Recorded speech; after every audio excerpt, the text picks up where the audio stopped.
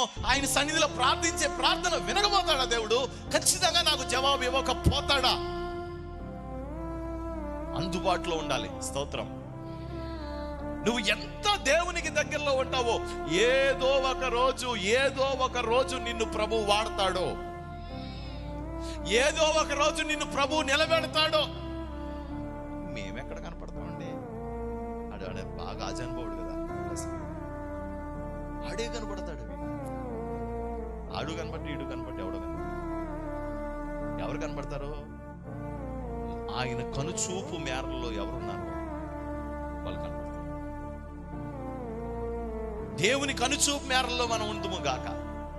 హల్లెలూయా, హల్లెలూయా, హల్లెలూయా, హల్లెలూయా, హల్లెలూయా. మనం ఎప్పుడైతే ఆ అవకాశాన్ని దేవునికి ఇస్తామో అప్పుడు దేవుడు మనల్ని వాడుకుంటాడు.